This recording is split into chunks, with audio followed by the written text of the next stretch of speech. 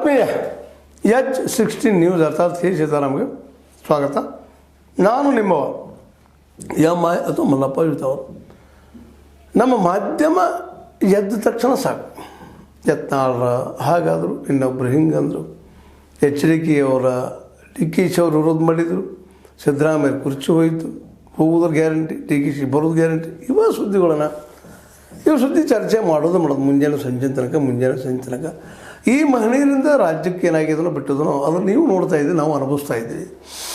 ಇದರಲ್ಲಿ ಯಾರನ್ನೂ ಹೊಗಳ್ತೀವಿ, ಯಾರನ್ನೂ ಬೈತೀವಿ, ಇದೆಲ್ಲ ಬಿಟ್ಟು ಒಂದು ಯಾವುದೋ ಭಾಳ ಇಂಪಾರ್ಟೆಂಟ್ ನ್ಯೂಸ್ ಅದು ಒಂದು ಮೂಲೆ ಹಾಕಿಬಿಡ್ತಾರೆ ಪತ್ರಿಕೆಗಳಲ್ಲಿ. ಅಲ್ಲೇ ಒಂದು ಕಂಡು ಕಾಣದಂಗೆ ರೀ 4ನೇ ಪೇಜು 3ನೇ ಪೇಜು ಲಾಸ್ಟ್ ಪೇಜು ಹಿಂದಿನ ಪೇಜು ಹಾಕಿ ಮುಗಿಸಿಬಿಡ್ತಾರೆ. ಅಂಥ ನ್ಯೂಸ್ ಒಂದು ಇವತ್ತು ನಾನು ನಿಮ್ಮ ಜೊತೆ ಮಾತಾಡಬೇಕಾಗ್ಯದ ಒಂದು ಸುದ್ದಿ ಬಗ್ಗೆ.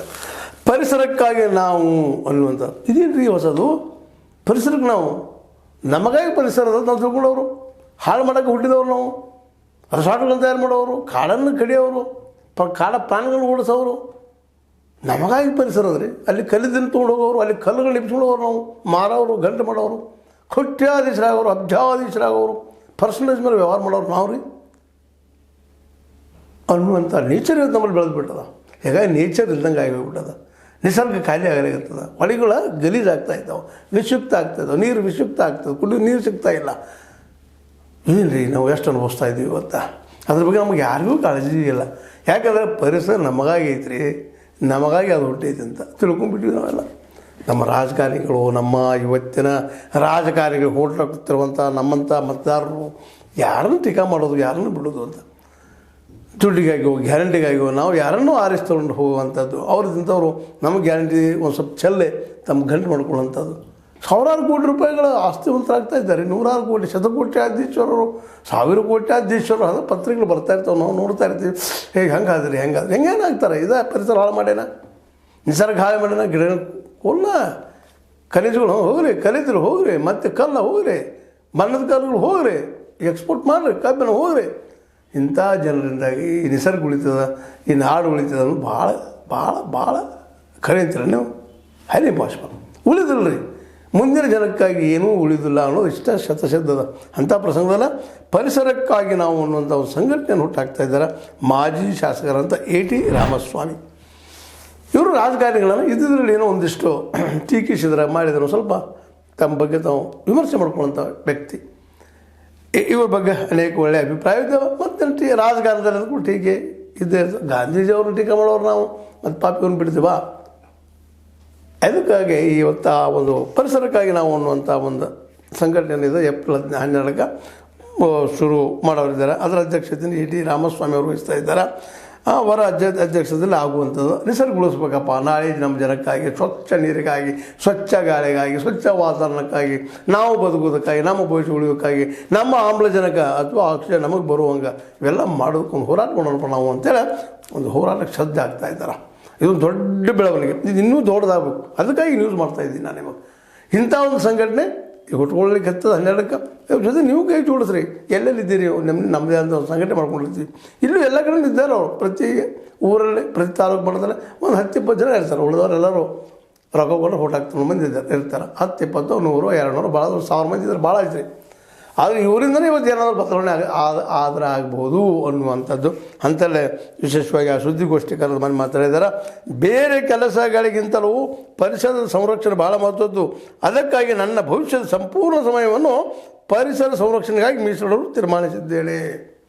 ಇದು A.T. ರಾಮಸ್ವಾಮಿ ಅವರು ಹೇಳ್ತಾ ಇದ್ದಾರೆ. ಇದು ಭಾಳ ಮಹತ್ವದ ರೀ. ನಿಸರ್ಗ ಇದ್ರಿ ಎಲ್ಲ ರೀ, ನೀರಿದ್ರಿ ಎಲ್ಲ, ಗಾಳಿ ಇದ್ರಿ ಎಲ್ಲ, ಸ್ವಚ್ಛ ಗಾಳಿ ಇದ್ರಿ ಎಲ್ಲ. ಅವಿಲ್ಲ ಅಂದ್ರೆ ನಾವು ಎಲ್ಲಿ ಒಂದು ಕ್ಷಣ ಗಾಳಿ ನಿಂತು ಹೋದ್ರೆ ಏನಾಯ್ತು ಪರಿಸ್ಥಿತಿ ನೆನಪಿಸ್ಕೊಳ್ರಿ.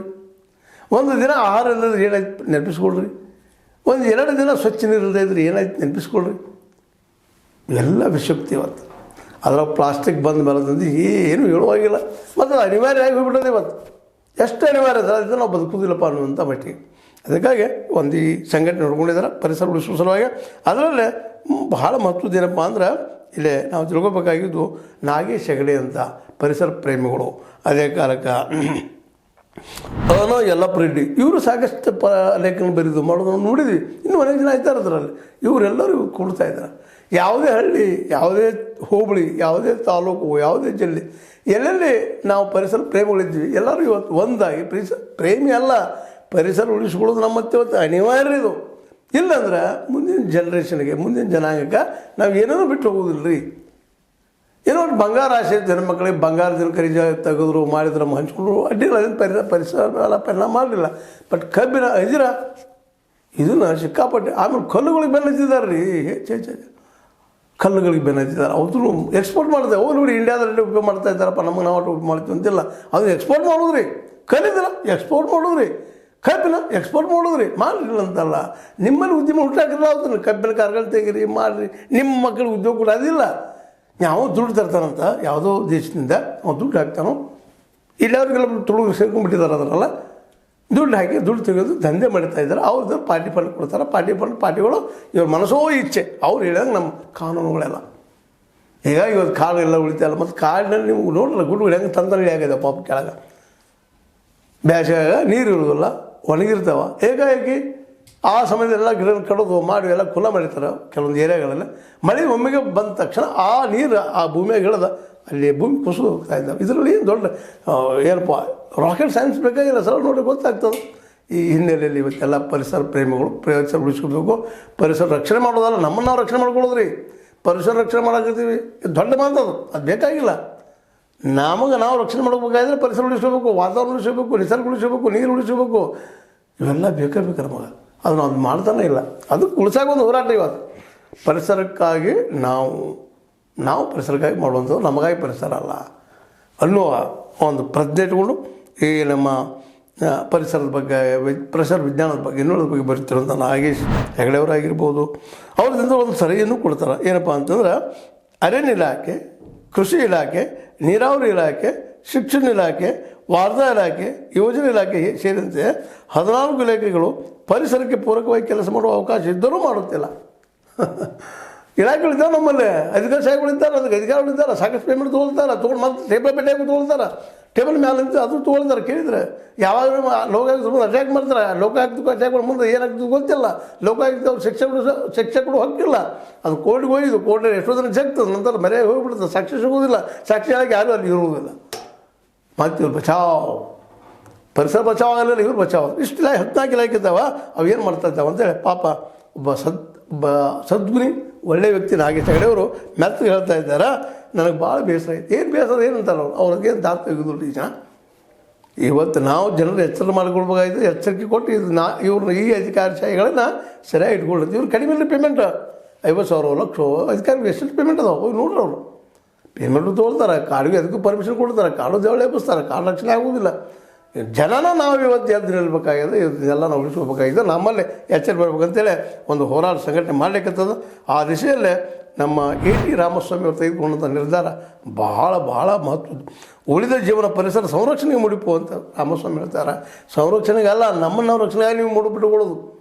ಯಾಕಂದ್ರೆ ಪ್ರಜ್ಞಾವಂತರು AT ರಾಮಸ್ವಾಮಿ ಅವರು ಈಗಾಗಲೇ ಅನೇಕ ವಿಷಯಗಳಲ್ಲಿ ಈ ಒಂದು ರಾಜಕಾರಣಿಗಳಿಂದ ಭಿನ್ನ ಅಭಿಪ್ರಾಯ ಹೊಂದಿದಂಥವ್ರು, ಅನುಭವದಿಂದ ಕಲಿತಂಥವ್ರು. ಅವರು ಇವತ್ತೇನಪ್ಪ ಅಂದ್ರೆ 1,200ಕ್ಕಿಂತ ಅಧಿಕವಾದಂಥ ಪರಿಸರ ಪ್ರೇಮಿಗಳು, ಪರಿಸರ ಬಗ್ಗೆ ತಿಳಿದಿದ್ದವ್ರ ಮೂಲಕ ಜನಜಾಗೃತಿ ಮಾಡಬೇಕು, ಎಚ್ಚರಿಸಬೇಕು ಅನ್ನೋಂಥ ಒಂದು ದಿಟ್ಟ ನಿರ್ಧಾರ ತೆಗೆದುಕೊಂಡಾರ. ಅದಕ್ಕೆ ಎಲ್ಲರೂ ಇವತ್ತು ನಾವು ಅದಕ್ಕೆ ಸಹಕಾರ ನೀಡಬೇಕಾಗಿದೆ. ಈ ಪರಿಸರ ಸಂಘಟನೆ ಆಗಿರ್ಬೋದು, ಮತ್ತೊಂದಿರ್ಬೋದು. ಈಗ ಹೇಳಿದ್ರಲ್ಲ ನಾಗೇಶ್ ಹೆಗಡೆ ಅವರು, ಈ ಅರಣ್ಯ ಇಲಾಖೆ ಅದು ಉಳಿಸಬೇಕಾಗಿತ್ತು. ರೊಕ್ಕ ಕೊಟ್ಟಿದ್ದೀವಿ ಅವ್ರ ಮಕ್ಕಳ ಅನಬಾಲದ ಶಬ್ದವನ್ನು ಈ ಕಾಲು ಕುಲ್ಲಾಗಲಿಕ್ಕೆ ಯಾರ ಕಾರಣ? ಅದಕ್ಕೆ ಇವ್ರು ಪೇಮೆಂಟ್ ತೊಗೊಳೋದು ಕಡಿಮೆನಾ? ಅದರ ನಂತರ ಕೃಷಿ ಇಲಾಖೆ ಹೆಸರಿಗೆಷ್ಟು ಕೃಷಿ ಇಲಾಖೆ ಒಂದಿಷ್ಟು ಯಾವುದೋ ಒಂದಿಷ್ಟು ಕೆಲಸ ಮಾಡಿದಾಗ ಅಲ್ಲಿಯೂ ಭ್ರಷ್ಟಾಚಾರ ತುಂಬಿಕೊಳ್ಳಲಿಕ್ಕೆ ಕೃಷಿ ಇಲಾಖೆಯಲ್ಲಿ ಇಲ್ಲ. ಇದು ಭ್ರಷ್ಟಾಚಾರ. ಅವ್ರು ದುಡ್ಡಿಗೆ ಬಂದಿರ್ತಾರೆ. ಇದರಿಂದ ರೈತರಿಗೆ ಎಷ್ಟು ಉಪಯೋಗ ಆಗ್ತದೆ ಗೊತ್ತಿಲ್ಲ. ರೈತರು ಸಹಜವಾಗಿ ರೈತರು ಪೇ ಮಾಡ್ತಾ ಇದ್ದಾರೆ. ಅವ್ರು ರೈತರಿಗೆ ಹೋಗಿ ಜ್ಞಾನದವರಲ್ಲ. ಅದ್ರ ಜೊತೆಗೆ ನೀರಾವರಿ ಇಲಾಖೆ ಅಲ್ಲೂ ಭ್ರಷ್ಟಾಚಾರ ತುಂಬಿ ಹೋಗ್ಯದ. ಅವ್ರು ಎಷ್ಟು ಮಾಡ್ತಾಯಿದ್ರು ಕೆಲಸ. ಶಿಕ್ಷಣ ಇಲಾಖೆ ಅಲ್ಲೂ ಅದೇ ಪರಿಸ್ಥಿತಿ ಆಗ್ಯದ. ನೋಡಿರಿ, ಖಾಸಗೀಕರಣ ಮಾಡಿ ಖಾಸಗಿಯವ್ರಿಗೆ ಎಲ್ಲ ಪರ್ಮಿಷನ್ ಕೊಟ್ಟು ಅಲ್ಲಿ ದುಡ್ಡು ಹೊಡಿದು ಅವರಿಂದ ಅವರು ಈ ಒಂದು ಏನಪ್ಪ ಅಂದ್ರೆ ಪಾಲಕರಿಂದ ಮತ್ತು ತಂದೆ ತಾಯಿಗಳನ್ನ ಹರ್ಕೊಂಡು ಹೋಗುವಂಥದ್ದು ನಾವು ನೋಡ್ತಾ ಇದ್ದೀವಿ. ವಾರ್ತಾ ಇಲಾಖೆ ಹೆಸರೊಂದು ವಾರ್ತಾ ಇಲಾಖೆ ಅದ. ಸರ್ಕಾರ ಅವ್ರು ಹಿಂಗೆ ಹೇಳಿದ್ರು, ಎಚ್ಚರಿಕೆ ಇದನ್ನು ಮಾತಾಡಿದ್ರು, ಸಿದ್ದರಾಮಯ್ಯ ಹಿಂಗೆ ಮಾತಾಡಿ ಮುಗಿದೋದು ಅಲ್ಲಿಗೆ ಡ್ಯೂಟಿ ಆಗ್ತಾರೆ ಅಂತೇಳಿ. ಇಂಥ ಜನ ಮುಂದೆ ಯೋಜನೆ ಇಲಾಖೆ ಅಂತಂದ್ರೆ ಪಾಪ ಯೋಜನೆಯಲ್ಲಿ ಮುದುಕರು ಹೆಚ್ಚಿರ್ತಾರೆ, ದುಡ್ಡು ಹುಡ್ಕೊಳ್ಳೋಕೆ ಮಾಡೋದು ಎಲ್ಲದಕ್ಕೂ. ಇಂಥ ಇಲಾಖೆಯಿಂದ 14 ಇಲಾಖೆಗಳು ಪರಿಸರ ಉಳಿಸೋದ್ರಾಗಿ ಇದ್ದರೂ ಸಹಿತ ಯಾವ ಪ್ರಮಾಣದಲ್ಲಿ ಈ ನಮ್ಮ ಪರಿಸರ ಉಳಿಬೇಕಾಗಿತ್ತು ಅದಿಲ್ಲ. ಇವತ್ತು ವಿಷಪೂರಿತವಾದ ವಾತಾವರಣ ಆಗ್ಯದ. ಇದಕ್ಕಾಗಿ ಈ ಸಂಘಟನೆ ಮಾಡಿದ್ದಾರೆ. ಇಂಥ ಒಂದು AT ರಾಮಸ್ವಾಮಿ ಸಂಘಟನೆ ಮಾಡಿದಂಥವ್ರು ನಮ್ಮ ಸಂಘಟನೆ ಜೊತೆಗೂಡಿದರೆ ಒಂದಿನ ಬದಲಾವಣೆ ಆಗ್ಬೋದಾ ಅದೊಂದು ದೂರದ ಕನಸು. ಯಾಕಂದರೆ ಅದರಲ್ಲಿ ಎಲ್ಲ ಪಾರ್ವತಿ ಶ್ರೀರಾಮ್ ಅಂತವ್ರು ಇದ್ದಾರೆ, ಮುಂದೆ ಸಿಕ್ಕಂದರ್ ಸಿ ಎಚ್ ಅಂತವ್ರು ಇದ್ದಾರೆ, ಅನೇಕ ಒಳ್ಳೊಳ್ಳೆ ಜನ ಕೊಡ್ತಾ ಇದ್ದಾರೆ. ಒಳ್ಳೊಳ್ಳೆ ಇವತ್ತು ಪ್ರೆಸ್ ಕಾನ್ಫರೆನ್ಸ್ ಕರೆದು ಹೇಳಿದ್ದಾರೆ ನಾವು ಮಾಡೋಣ ಎಲ್ಲ ಒಂದಾಗೋಣ ಅಂತೇಳಿ. ಈ ಸುದ್ದಿ ಯಾವುದೋ ಒಂದು ಮೂಲೆಯಲ್ಲಿ ಮಾತ್ರ ಬರ್ತಾ ಇದೆ. ಇದು ಭಾಳ ಇಂಪಾರ್ಟೆಂಟ್. ಯಾಕಂದರೆ ಕರ್ನಾಟಕ ಜನ ನೆಲ ಜಲ ಉಳಿದ್ರೆ ಮಾತ್ರ ಭವಿಷ್ಯದ. ಇಲ್ಲಿ ನೆಲ ಜಲ ಎರಡು ಕುಲ್ಲ ಆದ್ರೆ ಮುಂದಿನ ದಿನ ಎಲ್ಲಿ ಬದುಕಬೇಕು, ಹೇಗೆ ಬದುಕಬೇಕು, ಇವೆಲ್ಲ ಪ್ರಶ್ನೆಗಳಿದ್ದಾವೆ. ಆ ಪ್ರಶ್ನೆಗೆ ಉತ್ತರವನ್ನು ಹುಡುಕುವಂಥ ಪ್ರಯತ್ನವನ್ನು ನಮ್ಮ ಎ ಟಿ ರಾಮಸ್ವಾಮಿಯವರ ಅಧ್ಯಕ್ಷತೆಯಲ್ಲಿ ಏನು ಪರಿಸರಕ್ಕಾಗಿ ನಾವು ಈ ಒಂದು ಹೋರಾಟ ಯಶಸ್ವಿ ಆಗಲಿ. ಅದಕ್ಕೆ ನಾವು ಎಲ್ಲ ನಮ್ಮಂಥವ್ರು ಎಲ್ಲ ಪ್ರಜ್ಞಾವಂತರು ಕುಡ್ಕೊಂಡು ಸಪೋರ್ಟ್ ಮಾಡಿದರೆ ಒಂದು ರೂಪಕ್ಕೆ ಬರ್ಬೋದೇನೋ. ಆದರೆ ಇಲ್ಲಿವರೆಗೆ ಅಂಥದ್ದು ಆಗ್ತಾಯಿಲ್ಲ. ಇದಕ್ಕೆ ಕಾರಣ ಅಂದ್ರೆ ನಮ್ಮಲ್ಲಿಯೇ ನಿರ್ಲಕ್ಷ್ಯತನ ಮತ್ತು ನಾವು ಮುಂಜಾನೆ ಸಾಯಂಕಾಲ ದುಡಿದ್ರೂ ನಮ್ಮ ಹೊಟ್ಟೆ ತುಂಬಲಾರದ ಪರಿಸ್ಥಿತಿ. ಇಂಥ ಪರಿಸ್ಥಿತಿಯಾಗಿ ಪ್ರತಿಯೊಬ್ಬರು ತಮ್ಮ ಉದ್ಯೋಗ ಬೆನ್ನತ್ತುವುದರಿಂದಾಗಿ ಇಂಥ ಒಂದು ಹೋರಾಟಗಳು ನಿಶ್ಶಕ್ತಾಗಿ ಹೋಗ್ತಾ ಇದ್ದಾವೆ.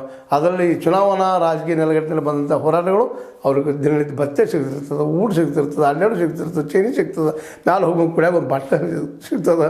ಹೀಗಾಗಿ ಅಲ್ಲಿ ಜನ ಹೆಚ್ಚು ಕೂಡ್ತಾರೆ. ನಮ್ಮಲ್ಲಿ ಇಂಥ ಒಂದು ಹೋರಾಟಕ್ಕೆ ಜನ ಕೂಡೋದು ಕಡಿಮೆ. ಆದರೆ ಇದು ಈ ರಾಜ್ಯ ಉಳಿಸುವಲ್ಲೇ ಮುಂದಿನ ಭವಿಷ್ಯದ ನಮ್ಮ ಕನ್ನಡಿಗರನ್ನು ಇದೇ ರೀತಿ ಎಲ್ಲ ರಾಜ್ಯಗಳಲ್ಲಿ ಉಳಿಸ್ಬೇಕು, ಈ ಪರಿಸರ ಉಳಿಸ್ಬೇಕು. ಅದು ನಮ್ಮನ್ನು ನಾವು ಉಳಿಸ್ಕೊಂಡಾಗ ಇಷ್ಟ. ನಾವೇನು ಉಪಕಾರ ಮಾಡಿದಂಗಲ್ಲ ನಿಸರ್ಗಕ್ಕೆ. ನಿಸರ್ಗ ತನ್ನ ಕೆಲಸ ಮಾಡ್ತದೆ. ತನ್ನ ಮೇಲೆ ಅತಿ ಆಕ್ರಮಣ ಆದಾಗ ಇನ್ನೂರು ಗುಡ್ಡ ಇಳಿದು ಹೊಂಟಿದ್ದಾವೆ, ಮುಳುಗ್ತಾ ಇದ್ದಾವೆ. ಅದ್ರ ಅನೇಕ ಜನ ಸಾವು ನೋವು ಅನುಭವಿಸೋದು, ಜೊತೆಗೆ ನಿಸರ್ಗ ಸಹಿತ ತನ್ನದೇ ಅಂತ ಲೆಕ್ಕಾಚಾರದಲ್ಲಿ ಹೋಗ್ತಾ ಇರ್ತದೆ. ಅತಿ ಆಕ್ರಮಣ, ಅತಿ ದುಷ್ಟತನ ಒಂದಿಲ್ಲ ಒಂದು ಅಪಾಯಕಾರಿ ಅನ್ನೋಕೆ ಇವೆಲ್ಲ ಸಾಕ್ಷಿ ಅಂತ ಹೇಳ್ತಾ ಎ ಟಿ ರಾಮಸ್ವಾಮಿಯವರು ಈಗೇನು ಪರಿಸರಕ್ಕಾಗಿ ನಾವು ಅನ್ನುವಂಥ ಒಂದು ಅಸ್ತಿತ್ವ ತರುವಂಥ ಪ್ರಯತ್ನ ಮಾಡ್ತಾ ಇದ್ದಾರೆ. ಅದಾಗಲಿ ಮತ್ತು ಪರಿಸರ ಪ್ರೇಮಿಗಳು ಸಹಕಾರ ಮಾಡಲಿ ಅಂತ ಹೇಳ್ತಾ, ಇದು ನಿಮ್ಗೆ ಲೈಕ್ ಆಗಿರ್ಬೋದು. ಲೈಕ್ ಮಾಡಿ, ಶೇರ್ ಮಾಡಿ, ಕಮೆಂಟ್ ಮಾಡಿ, ಜೊತೆಗೆ ಸಬ್ಸ್ಕ್ರೈಬ್ ನಿಲ್ಲಿಸ್ಲಿಕ್ಕೆ ಹೋಗಬೇಡಿ. ಎಚ್16 ನ್ಯೂಸ್ ಅರ್ಥ ಸೀತಾರಾಮ ವಂದನೆಗಳು.